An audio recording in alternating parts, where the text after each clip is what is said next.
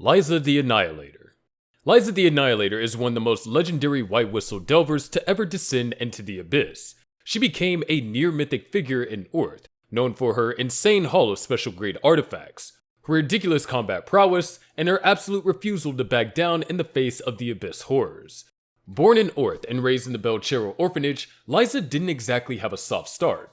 She grew up right on the edge of the pit, and instead of running from it, like any sane person might, she dove in. Literally. From the start, she was obsessed with mysteries of the abyss, and clawed her way up as a delver, eventually demanding to be trained by Ozen the Immovable herself. Ozen wasn't exactly thrilled, but Lyza's raw talent and relentless energy forced her hand. Lyza rocketed up the ranks, became a Black Whistle in her teens, and caught up to Ozen as a White Whistle while still young. She and Ozen became a powerhouse duo, diving into the deeper layers together and surviving stuff most people wouldn't even believe exists. As her feats stacked up, so did her reputation. She earned her title because she could straight up annihilate anything that got in her way, whether that was abyssal monsters or rival delvers. In fact, she's the only White Whistle whose nickname is based on pure annihilation. She racked up 12 confirmed takedowns against enemy delvers and who knows how many beasts.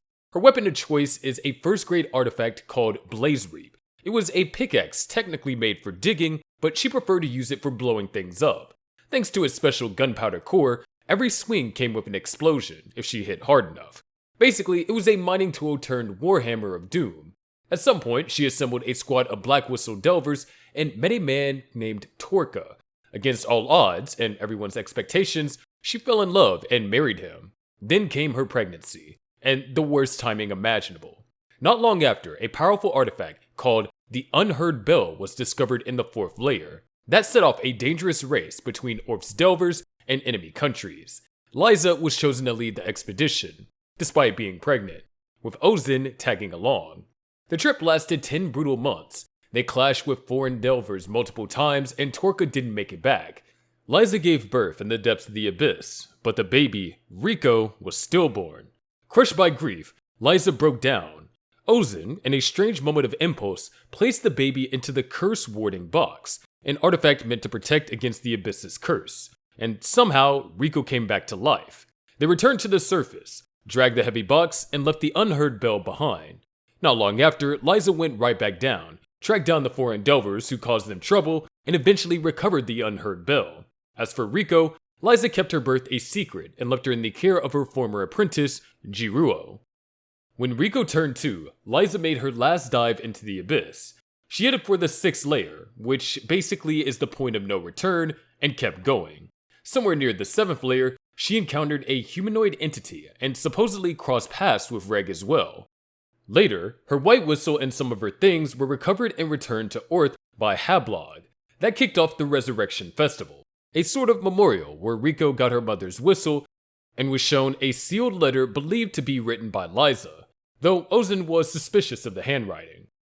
Eventually, it was revealed that the soul inside Lyza's White Whistle was named Donnie. At some point in the past, Lyza and Donnie had formed a bond that allowed the latter to become a life-reverberating stone for Lyza. She had her White Whistle with her during her final dive. Ozen later found Lyza's belongings, including her whistle and her notes, near a grave in the Garden of Flowers of Resilience. When Hablog brought Lyza's belongings back to the surface, the whistle was mass-produced and sold as a tribute to her. Riko was eventually offered Donnie by the Delvers Guild, since she was Lyza's only known relative. She accepted and brought the whistle with her during her own journey into the abyss. Later, in the capital of the Unreturned arc, it was revealed that Faputa could talk to life-reverberating stones. When Riko asked if Faputa could connect with her mother's whistle, like she did with Prushka's, Donnie responded with their name and a cryptic message that someone related to Reg is waiting at the Ring of Essence in the 7th layer. Ozen the Immovable. Ozen the Immovable is a walking abyssal legend. With over half a century of experience under her belt, she hauled up more priceless artifacts than most delvers even dream of seeing. Despite her eternally youthful look, Ozen's history is steeped in harsh decisions, brutal truths, and the kind of loyalty that only forms when you stared into the pit of hell with someone else and come back out alive. Her most significant bond was with Lyza the Annihilator. Ozen didn't exactly roll out the welcome mat for Lyza, more like slam the door and threaten to cave in her skull. But Lyza was stubborn to the bone and refused to leave. That resolve earned her Ozen's respect. What started as a grudge turned into a partnership, then into something resembling family. The two became an unstoppable duo in the Abyss, both eventually attaining the rare White Whistle rank. Unlike Lyza's White Whistle, it wasn't mentioned how Ozen got hers, and who sacrificed to become a life-reverberating stone for her. Her White Whistle is shaped with two curved horns, giving it a look that resembles the head of a bull. The duo's biggest shared ordeal came during an expedition to the 4th layer in search of a special grade artifact called the Unheard Bell. Tragedy struck when Lyza's husband, Torka, died, leaving only the two women to carry on. Then things took an even darker turn. Lyza gave birth during the expedition, but the baby was stillborn. Ozen stuffed the body into the curse-warding box, an artifact believed to nullify the effects of the Abyss's curse. Then the baby cried. That miraculous revival changed everything. The mission was dropped and she helped Lyza carry the child up to the 2nd layer. Though not personally attached to the baby, she stuck around out of loyalty to Lyza. Years later, just before Lyza's faithful last dive, she saw Riko, only a taller then, had tried to crawl towards the Abyss the moment that she was pulled from the box. Before parting, she promised Lyza she'd tell Riko the truth when the time came. Eventually, Ozen became the head of the Seeker camp in the 2nd layer, commanding the delving team known as the Subterranean Bandits, and taking in Marok as her apprentice after a tragic airship crash. When Riko and Reg arrived at her camp years later, she knew exactly who Riko was. She agreed to let them stay the night, but warned them that the Abyss wasn't kind, and neither was she. The next morning, she led them to her chamber and revealed the curse-warding box, the very same one that had brought Riko back to life. The truth was grim. The box doesn't heal its contents, it just makes dead things move again. Riko, it turns out, wasn't just lucky, she was something else entirely. Ozen had tested the box again by tossing in some meat and creating a grotesque creature that also tried to crawl towards the Abyss, just like Riko had done as an infant. When she suggested that Riko too might just stop moving one day, Reg snapped. He attacked and she wiped the floor with him. Her body, reinforced with 120 embedded 1,000-men pins, gave her inhuman strength that Reg's incinerator barely scratched her. But it wasn't just brutality for its own sake. She was testing them. Once the fight ended and Reg was unconscious, she revealed her true motive. She wanted to know if the two had any chance of surviving deeper in the Abyss. Their teamwork had gaps. Reg didn't know when to use his incinerator. Riko couldn't defend herself. So she tossed them into 10 days of brutal survival training in the forest. They barely survived, but they made it. That earned her approval. She shared her insider White Whistle knowledge, gave Riko an artifact called Blaze Reap, and sent them on their way to the 3rd layer. Ozen's story doesn't end there. She later discussed a strange phenomena called the birthday-death disease, with Juusou and an odd pattern involving twins in Orth, who are supposedly born once every 30 years and are always named Shirumi and Mine. During this investigation, she confiscated a communication device from a mysterious man, tracked the signal, and found a limbless person she identified as the only survivor of a strange curse now seeping into Orth. And really quick, if you enjoy these no-nonsense, straight-to-the-point videos covering all sorts of anime topics, then make sure to like this video and subscribe. But anyway, Bondrewd the Novel. Bondrewd the Novel is a legendary White Whistle delver known just as much for his scientific breakthroughs as he is for his horrifying experiments. Driven by an obsession with uncovering the secrets of the Abyss, he didn't let laws or morals get in his way. To fund his research, Bondrewd sold off powerful artifacts and forbidden knowledge, cooked up dangerous drugs, and experimented on living humans. These actions went against the ethical standards of delvers, but because his results were so groundbreaking, people turned a blind eye. 10 years ago, Bondrewd pulled off something that no one had dared before. He set up a massive research base called Idle Front in the deepest parts of the Abyss's 5th layer. He blazed new trails, pushed cave raiding techniques forward, and turned the impossible into routine. But long before that, he had already attracted attention from foreign powers. He had committed some shady crime overseas, got a bounty on his head, and yet kept delving into the Abyss, selling whatever he needed to keep his experiments running. Bounty hunters came for him, but none of them ever came back. Eventually, people stopped trying. At some point in the past 15 years, Bondrewd came across a special grade artifact called Zoaholic, a device that lets him spread his consciousness across multiple bodies. That's how the Umber Hands were born, clones of himself, all under his control. Around the same time, he used his own body to forge the life-reverberating stone required to make his whistle, and officially became a white whistle delver. Yeah, he is his own whistle. It's sculpted into two clasped hands, and instead of blowing it, you activate it by rubbing, because blowing would be awkward with that full-face mask. Bondrewd's arsenal and personal artifacts is basically a collector's dream. Besides Zoaholic, there's Far Caress, a tentacle weapon with absurd reach and strength. Third Works, a psychokinetic tail for his second body. Canopy Until Dawn, a full set of armor pieced together from artifact bits. Sparagmos, a light blade of destruction. Gangway, a homing beam weapon. And Shaker, which inflicts the curse of the abyss on others. In one of his many twisted experiments, Bondrewd invited children to Idle Front under the promise of abyss research.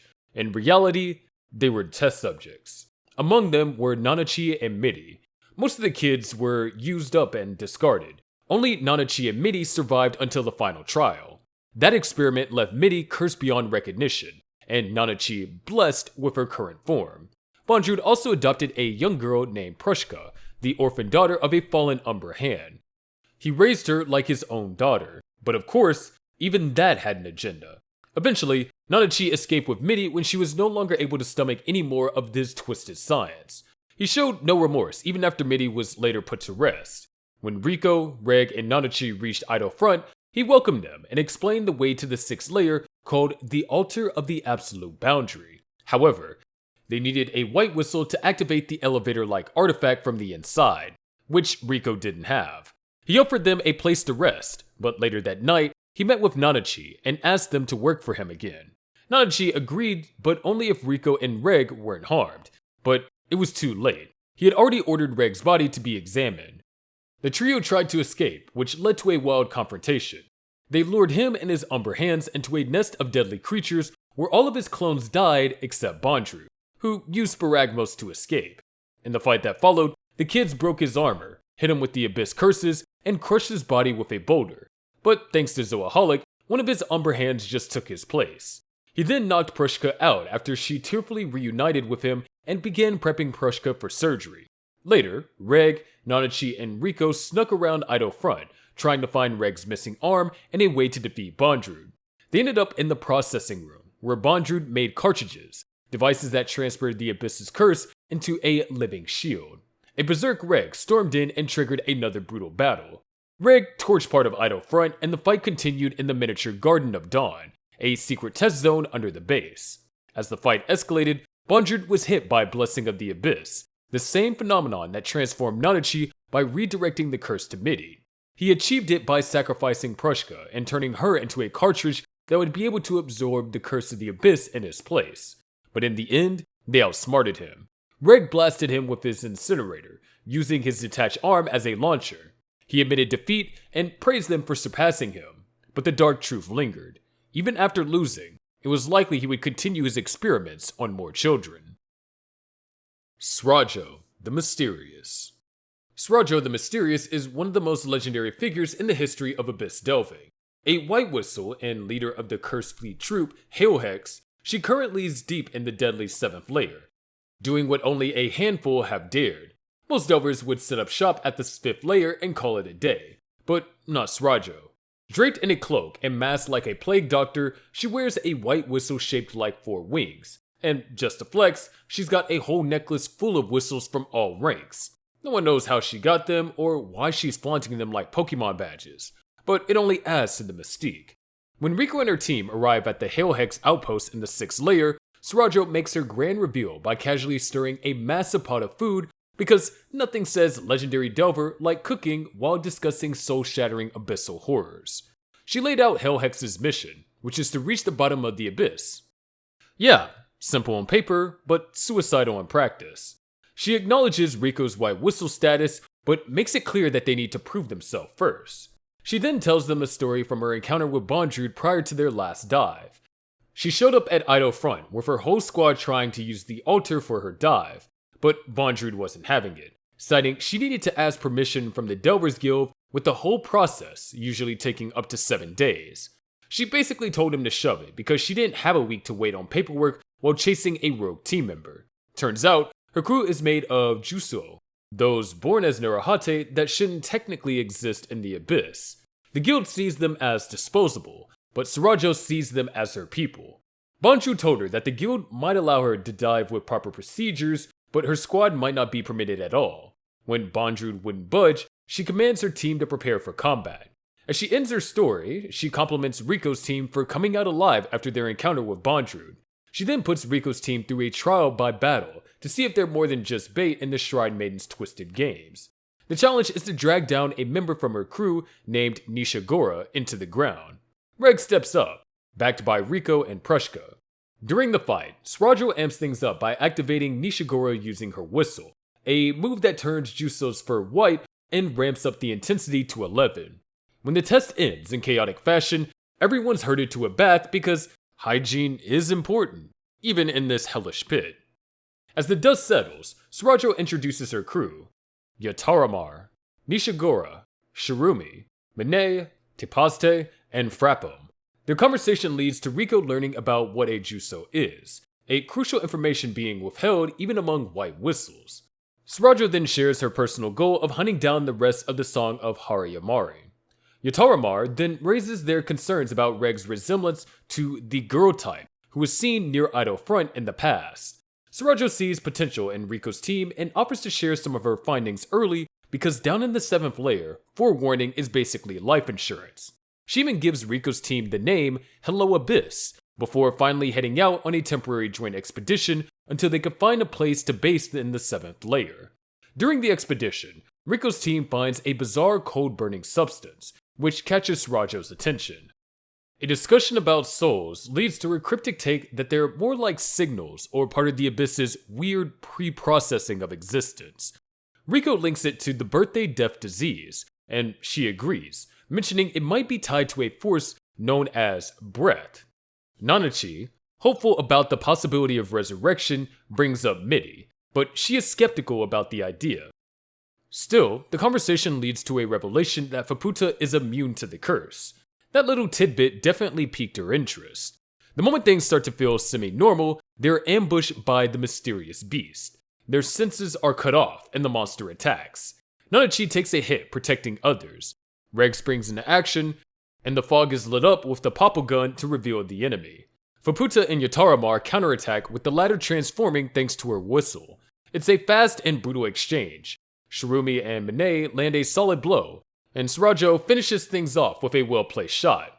Nanachi pulled from the wreckage, badly injured, but still alive. Wakuna the Chosen. Wakuna the Chosen is one of the rare few to reach the White Whistle status, and like all of that elite group, they're surrounded by mystery and impossible feats. They made their last dive into the 6th layer, well before Riko ever set foot near Idle Front, slipping into the depths with a personal relic and no warning to anyone, not even the guild. That alone says a lot. Towering in stature and wrapped up in Delver gear, Wakuna's appearance is mostly guesswork. A cap, some goggles, and a coat with only one visible eye peeking out. It's like they went out of their way to be forgettable and unforgettable at the same time, if that makes sense. Their white whistle is shaped like a dolphin, and that design alone has sparked some wild theories. Despite never showing up in person, Wakuna's name carries weight. Ozen and Bondrewd both mention them, with Bondrewd casually revealing they're getting on in years, but still had the guts to invade the 6th layer solo using their own personal relic. That move alone suggests that they're absurdly powerful, even by White Whistle standards. The fact that nobody's seen them since only adds to the legend. No one really knows what Wakuna's relic does, but given their age and rumored longevity, some fans think that it's tied to life extension, maybe even linked to that deep-sea lion artifact that the city of Orth got their hands on. It would explain why Orth knows about the relic's effects, but doesn't seem to use it themselves. There's even a theory floating around that Wakuna was the one who left that cryptic letter about someone waiting at the bottom of the abyss. Ozen denied it was Lyza's handwriting, so who else could pull that off? Wakuna being called the Lord of Guidance only fuels the idea. Maybe they're the ones calling others deeper into the dark. With no confirmed sightings and a personal relic that might break the rules of time, Wakuna is the perfect kind of mystery. If they're still in the 6th layer, it's strange that Srajo wouldn't have known of it. So it's highly likely they're venturing the 7th layer at this point. And if they're down there, then Wakuna's story might be far from over. Riko. Riko is a 12-year-old orphan who was born in the Abyss. Literally. Her mother, Lyza the Annihilator, was a legendary white whistle and one of the most fearless delvers ever known. But Riko's birth nearly killed her. Lyza was already deep in the Abyss to retrieve a special grade artifact when she went into labor. Due to the Abyss's horrifying curse of the layers, Riko was stillborn. It was only through a rare and mysterious artifact called the Curse Warding Box that Riko was brought back to life. After Lyza never returned from her last dive, Riko was raised in the Belchera orphanage on the surface. Even as a child, she was obsessed with the Abyss. She studied the creatures, memorized maps, and constantly snuck out to explore the upper layers. What she lacked in physical strength, she more than made up for it with her brains and sheer determination. Her goal is to reach the bottom of the Abyss and reunite with her mother, dead or alive. Everything changed when she nearly got chomped by a crimson splitjaw while exploring the first layer, only to be saved by a mysterious beam of light. Tracing the source, she discovered an unconscious robot boy she named Reg. Then came the day that shifted her entire world. During the Resurrection Festival, Hablog returned from the depths with Lyza's white whistle and her expedition notes. Her heart practically stopped when she spotted a sketch in those notes resembling Reg, alongside a message, "At the netherworld's bottom, I'll be waiting." That was all the spark that she needed. Despite being just a kid with a red whistle, she decided then and there to leave everything behind and journey to the bottom of the Abyss with Reg.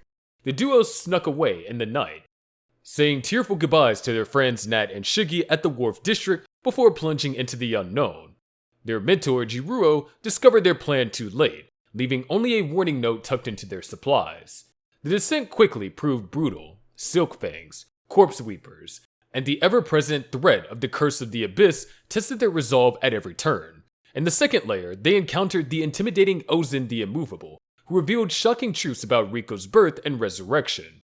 Ozen suggested that since Riko had been resurrected by the Curse Warding Box, she might just stop moving at some point, like other things placed inside it. Rather than crushing her spirit though, this revelation only strengthened her resolve to discover the truth about herself and the Abyss. The real ordeal came in the fourth layer, when an orb piercer stabbed her hand with his venomous needle.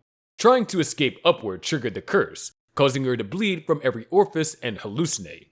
She instructed Reg to amputate her arm to stop the poison spread, but he botched the cut in his panic. Just when all seemed lost, a mysterious hooded figure named Nanachi appeared and helped save her life. Riko's bond with Nanachi quickly grew, and the trio pressed forward, knowing that there would be no return. Their journey took a darker turn when they reached Bondrewd's lair at Idle Front in the fifth layer. There, they met Prushka, Bondrewd's daughter, who quickly became Riko's friend. When Bondrewd's minions captured and experimented on Reg, cutting off his arm in the process, Riko was absolutely devastated and wept over his suffering. The trio escaped with Prushka's help, though she stayed behind to try reasoning with her father.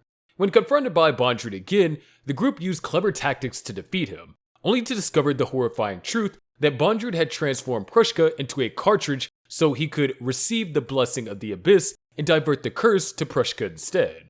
Riko held the cartridge close, sobbing uncontrollably over the loss of her friend. Then, something miraculous happened. A stone emerged from the cartridge, the exact type needed to craft a personal white whistle. Nanachi explained that Prushka had likely assumed this form to stay with Riko, which gave her some comfort amidst the grief. This stone became Riko's very own white whistle, allowing her to activate the altar connecting the fifth and sixth layers, a significant milestone in her journey and her first step towards becoming like her mother. Unlike inherited whistles, this one was truly hers, born from the sacrifice of someone who loved her. Nanachi crafted a harness so Riko could wear Prushka's stone around her neck, keeping her friend close as they descended deeper. At this point, she is the only person to own more than one white whistle, her mother's and her own. The sixth layer brought Riko to the bizarre village of Uruburu, which was populated by the Narahate, or beings transformed by the curse of the sixth layer. When a creature called Fuzoshepu attacked the village, she saw an image of Prushka telling her to blow her whistle. When she did, Reg arrived supercharged and ready to fight. This was the first time that she actively used her white whistle's power, showing that her connection with Prushka continued beyond death. During the chaos involving Faputa and the destruction of the village, Mugi and Majikaja gifted her with something precious, part of her mother's notes that had been traded in the village market. These notes would prove invaluable as they continued their descent. After the village's destruction, Faputa joined the group and revealed an astonishing ability. She could communicate with white whistles. When Riko asked if Faputa could communicate with Lyza's white whistle, Faputa rose up in shock at what the whistle communicated. She told them that the whistle's name was Donnie, and relayed this message about someone raiding at the Ring of Essence in the 7th layer. But it wasn't Lyza, but someone related to Reg. This was the first time that she learned her mother's whistle had a name and consciousness of its own. As they journeyed deeper, she discovered that she could communicate with Prushka in a dreamlike state of subconsciousness. During one of these spiritual conversations, Prushka mentioned that she was unable to establish communication with Donnie, suggesting that each white whistle had distinct capabilities and personalities. The group eventually entered Hail Hex, a Delver troupe led by the white whistle Srajo. To prove themselves, Riko had to participate in a test battle where she used her whistle to activate Reg's special powers again, though it left her with a nosebleed from the strain. After passing the test, Srajo shared some information about souls in the abyss. Not what one normally thinks of as souls, but signals that take on many roles in the depths. Srajo offered to name Riko's team Hello Abyss before they all headed towards the entrance of the 7th layer together. As they ventured deeper, Riko's connection with her white whistle grew stronger, and she began to understand more about the mysterious nature of the abyss itself. While Riko is technically a white whistle, her name is not in the official books. Since she started her journey as just a red whistle and got her white whistle along the way without going through the usual channels, she's not recognized by Orth or the Delver Guild HQ. So yeah, she's rocking that white whistle, just not with the paperwork to back it up.